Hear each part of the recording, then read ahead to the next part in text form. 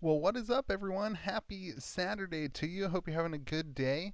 Welcome to our Crucible of War market update for the week. Every Saturday, you can catch me right here where we do a Crucible of War market update. Sunday is Arcane Rising, and Monday is Welcome to Wraith. So make sure you hit that subscribe button. Thank you so much to Mitch over at the Midtown Merchant for helping out and making sure that this can happen, and for being a little sponsor of the channel for fun. And he's given our channel, anyone who wants to go can use this code JustLove10. Actually, Mitch and I tonight are going to go live with his buddy Andrew from the Midtown Merchant as well, and we will be doing a live stream where they'll be opening three boxes, and I'll be opening a box of Crucible of War, and they'll be putting all cards from those three boxes on their site. So make sure you check that out tonight at 10 o'clock Eastern, 9 o'clock Central. And also, thank you to my patrons. I forgot to say thank you there. Thank you so much to my patrons who make really all this possible. Patrons, you get a collection tracker with your patronage at $5 now. You get a collection tracker. Many of you are in at that $3 range, and now it's kind of pushed up as that tier has maxed out. And for that $5 tier now, you get a collection tracker of all the current sets. It tracks your collection. Even some of the patrons have gone through and actually added photos, so you can just kind of click on the photo and it will pop up the card, which is pretty cool. So thank you so much to the patrons for making all this stuff happen and for supporting me. And then also, if you're purchasing cards and you can't get them from Midtown Merchant, check out the link in my description for the TCG player. I actually make money when you use the TCG player code. I don't make any money when you use the Midtown Merchant code, so make sure you use that to save yourself money, because on TCG player you won't save yourself any money. So anyway, let's get into Crucible of War. It's been an interesting week. So sealed product, I'm locking it at about 520. I would say if you're purchasing product from online, shop around, especially in the Facebook Marketplace. But we are seeing some sold, at 520, 529 with some bids. 550. This is a best offer that was accepted. I'm going to show you guys. I had some feedback that people were confused about how these best offers work. Last video, when it says this best offer accepted, that's not the actual price that it necessarily sold at. So we'll talk about that with another card here in a minute. But I'm kind of leaving it at 520, although I think it's kind of starting to creep up a little bit. But we'll see how distribution works this week and if people get more product in or not. So I would say in the Facebook Marketplace, you could probably get it for about 500. If you're selling on eBay, you might even be able to push like 530 if it's the right timing. But it just kind of depends where you are in the market. So for the Arcane Shard, I'm putting it at 3,600. There was some interesting stuff. Let's get into Arcane Shard. So this is a price that I'm taking from a Facebook Marketplace sold listing. So that's where I'm taking this one from. But let me show you some other cards that were sold this week. So we had one sold at 2,500 on the 20th, and this best offer was accepted on the 18th. And then this one sold for 36.84. And this one sold for 34.50. So let's look at these actual sales reports. Like I said, this is 130point.com, and so this tells you the actual sales reports for the cards. So this one that was listed at $42.95, and it says best offer accepted right there, was actually sold at $3,800. And then I don't really know, and this one sold to Canada, which is the same price actually if you do the math there. But if you look at this one, it's kind of weird. This says 3,500, but on here on eBay it says 2,500. So I don't really even know what to say about that. But there's enough sold at the $3,500 range, $3,600 range, that even if this one actually sold for 2,500, I think it's easy to just say that was a really good deal, and that the actual value is higher, and that seller kind of made a mistake. So there's enough other sold listings at 3,600 to justify that price. So let's move on to the legendaries. We had some movement really only in Cheyenne. I guess the Tunic went down a little bit too, but Cheyenne kind of is bumping up now. I saw two sold listings around the 23 to 2,500 range, so I kind of put that in 2,400. Those were on Facebook, and I believe that one was on eBay as well, if I'm remembering correctly. So that really pushed the value of the legendaries up about 12% over last week.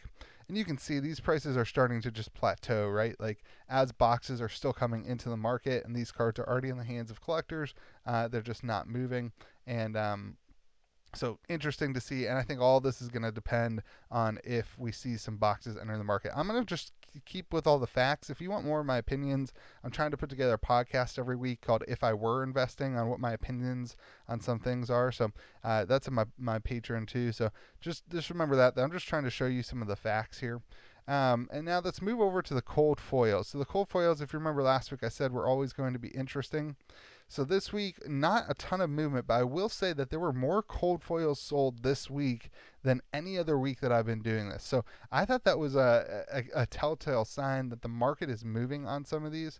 And ignore all these color. I'll actually go ahead and reset that color because that's all from last week.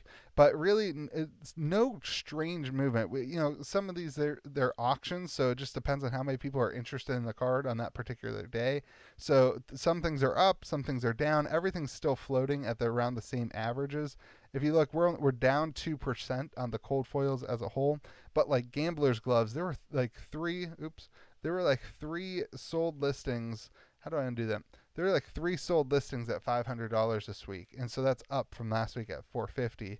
And another one was the Visitronic Model I. There were like 3 sold listings at $400. So the interest in these cards are still very high. I actually saw one of these Courages for even less than $500, but I saw another one that was sold for like $575. So it just kind of depends on when people put their cards on the market and who's looking to buy. But literally, I think all but one of these cards, I can't even remember which one. I think it was Centauri Saber. I couldn't find the regular one. I couldn't find a sold listing for. Literally every other card had a sold listing or 2 for them this week, which was different than usual. Usually, like kind of guessing based on the other ones, and there's not a sold listing, so I'm just using the week before's price. So I thought that was really interesting that there's so much more movement on these cards. All in all, though, your cold foils are down 2%. Nothing I don't think to worry about. Just regular kind of market movement and seeing things happen with some more product hitting the marketplace. So you can kind of see your chart there. We're kind of hitting a plateau is what I was trying to say. Let's move on to the Majestic Rainbow Foils. A lot of the same stuff. Lots of cards changing hands. This needs to be a percentage. We're up 6% here. Lots of cards changing hands.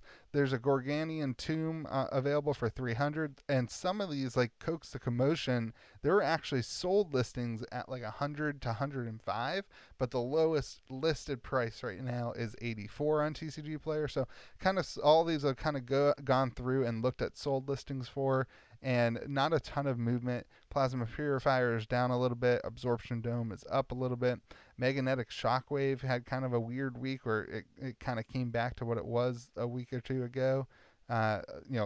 Increasing from a week or two ago, whereas it decreased last week. So just lots of sold listings on some of this stuff. Twinning Blade starting to move back up, and lots of things moving, but all in all, just a small market movement there. Not anything huge.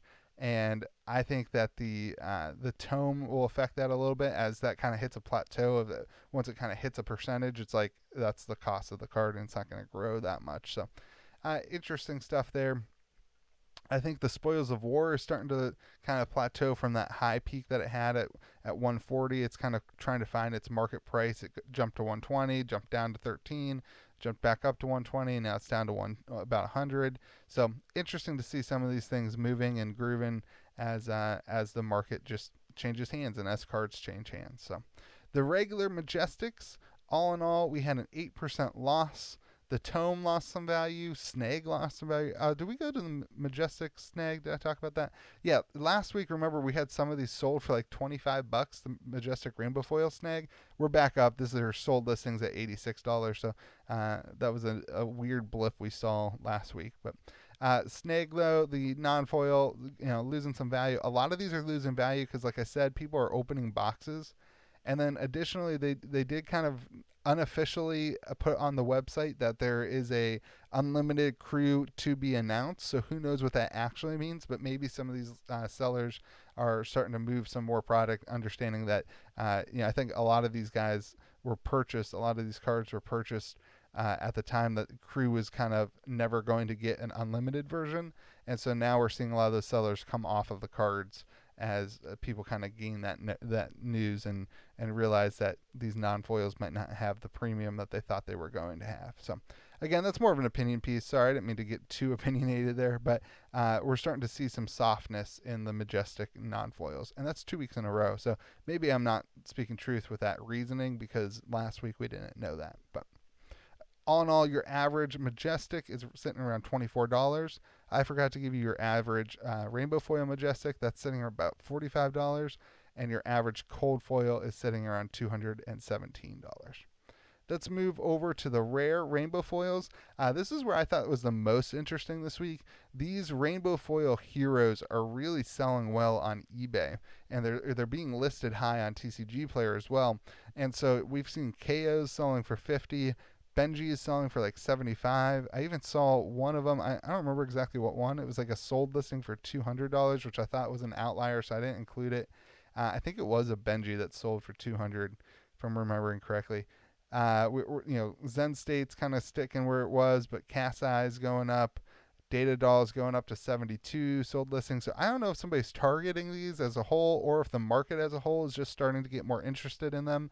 But all in all, a 23% increase. And we saw an increase in these back at the beginning of the year, actually, from around the $25 mark to the $50 mark for some of them. And they've just kind of been trending up. So even into last year from 19 to 40 on Data Doll. I think this will be a really interesting kind of tell for what happens as these cards are printed again to see what the first edition holds. But we'll see. All in all, we're up 23%, and your average rainbow foil rare is sitting at $13. Now, keep in mind that most of the regular rares are pretty cheap at like $1 to $3, but these big hitters, the heroes, are really pushing that. And then Lunging Press, Springboard Somersault, and Cash In. There's an obvious buyout. I know everyone's been talking about it in the Facebook group on Cash In, so that's up about $10 from last week. That started over the last couple of weeks, and we also see that Cash In buyout happening on the non-foil version as well. We kind of saw a jump from $1 to $10 last week, and now more people, I think, are hopping in at the $17. I actually talked to the guy who's doing that, and he just really believes in the card, so it's interesting to see how the market is moving towards that. But all in all, it doesn't seem like much other movements happening in the rares. We're just really seeing that Cash In push the price of most of them up. Let me see if I missed anything else on that. I don't think I did. Some of the equipment's kind of going up too. And even the non-foil heroes are starting to see a little bit more money as people kind of play into them. So the Zen State was moving up too. That was the other one that I missed out on. So all in all, you're sitting at about 29% increase over last week, which is pretty strong. And then in the common rainbow foils, kind of the thing that we're looking at is the Quicken token, the Cracked Bauble, and the Copper token. And remember, some of these are just like the lowest listed price. So all in all, we saw decreases actually on those, kind of going down, other than the Copper token is going back up. But we did see enough increases in the Rune Chance also sitting at $6. That's another token that people keep buying. So all in all, we had a 14% increase, which is weird because most of the increases were happening, not in those things. Most of those increases are just people buying the regular cards, and so sellers are raising their prices on some of those. The Ira Crimson Haze is kind of the biggest one, I think. That's probably, I didn't really catch that in what I was just trying to say, but the Ira Crimson Haze, of course, with those event decks, not the event decks, it was a Magic thing, with the starter decks of Ira being kind of pushed so high, people started looking at the rainbow foil version, and this, of course, is the first edition rainbow foil only printing of it, so interesting to see that moving up to $50, and that's really what's pushing that percentage. So, all right, let's go. Even in the commons, there's one interesting thing. People are starting to buy the common regular heroes, the first edition, and there's like weird sold listings on TCG Player that I'm not really going to include. These are the current lowest listed, but there were some sold listings at like $7 that I saw, and it's like, I'm not going to include that because I don't really believe that that's actually the market price. But I don't know. I'm not trying to hide anything. Obviously, I'm saying it right now, but it just seems weird. There's so many of them. I don't really think that can hold. So I don't really think that's authentic. But just wanted to say it at least. So let's get to the EV calculation. Your average, you're sitting at $678 a box. That's if you hit a legendary. And if you do not hit a legendary, you're sitting at $569. You're kind of seeing a lot of that value come from the Majestics, of course, and the cold foil. You know, your average cold foil is sitting at $217. So really, on average, at a $500 box, a $520 box, you're getting a 2/5 of your box back, pretty much guaranteed. And then you can hit 2 cold foils too of the rares, and so it's a pretty. I still think it's worth it to open boxes. I'm excited to open these boxes tonight with Mitch and see kind of how we hit. I'll be trying to live track it, but a lot of that value is also in rares, which who knows what you'll get. The foil rares, who knows if you'll pull one of those heroes or not, and then obviously your chance at pulling a legendary. If you're opening 10 boxes, you can kind of build that into your box EV, but if not, I still think it's worth it to open boxes, honestly. I mean, your foil Majestics get you some good money, and some of those foil Majestics are hard to miss. Like, let me go back to the foil Majestics. Some of those foil Majestics, like, it's hard to miss. I mean, you have some good chances at hitting like a $30 to $40 card. Like, that's pretty good, and that really pushes up the value quite a bit. So let's go ahead and compare that to last week, and we will finish it up. So let's see. I didn't put it in the. So 678 puts us up from last week by. Sorry about that. Puts us up from last week, which we were down last week by 5%. So last week we were down by 11%. This week we're kind of plateauing, up 5%.